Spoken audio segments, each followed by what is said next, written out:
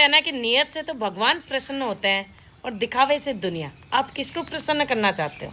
एक छोटी सी स्टोरी मैं आपको सुनाने जा रही हूँ। उस स्टोरी को ध्यान से सुनना और यदि स्टोरी पसंद आए तो शेयर जरूर करके जाना। कि एक व्यक्ति बाजार में गया कुछ फल लेने के लिए।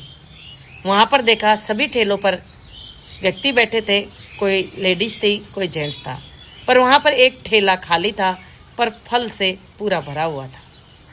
वहाँ पर जाकर देखा, वहाँ पर एक बोर्ड लगा हुआ था और लिखा हुआ था कि साहब मेरी माँ बीमार है, आपको जो लेना है वहाँ एक चार्ट बना हुआ है यहाँ पर, उसमें देखकर आप उस हिसाब से तोल कर ले जाओ और पैसे बोरी के नीचे रख जाओ। ये देखकर वो व्यक्ति आश्चर्यचकित रह गया कि इस जमाने में कैसे भरोसा कर लिया। उसने 1 किलो एप्पल लिए और चार्ट में पैसे देखकर उसने बोरी के नीचे रख दिया।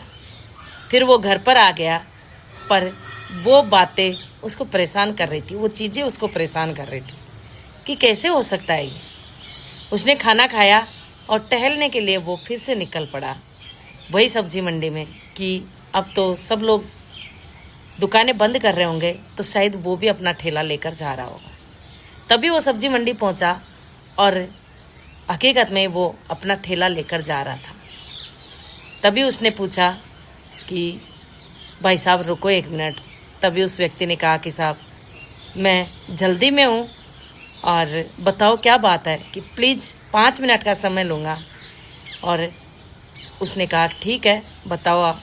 और उन्होंने बगल में ही एक चाय का ढाबा, वहाँ पर बैठकर दोनों ने चाय पी और पूछा उस व्यक्ति ने कि आप ये ऐसा कैसे कर लेते हो, कैसे विश्वास कर लेते हो।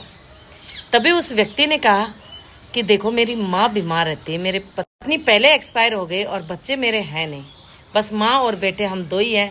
मेरी माँ बहुत ज़्यादा बीमार रहती है, उसको टाइम पे खाना, टाइम पे दवा, उसको नहलाना धुलाना, उठाना, पेशाब कराना, सारा सब कुछ मुझे ही करना पड़ता है।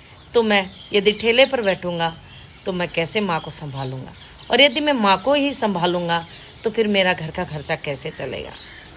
तो ऐसे मैं कर रहा हूँ क्योंकि एक दिन मैंने भगवान के सामने हाथ जोड़कर रिक्वेस्ट की थी कि भगवान अब क्या करूँ। तभी मुझे अपने आप ही सोचने को मजबूर कर दिया भगवान ने कि बस अपनी किस्मत पर भरोसा करो।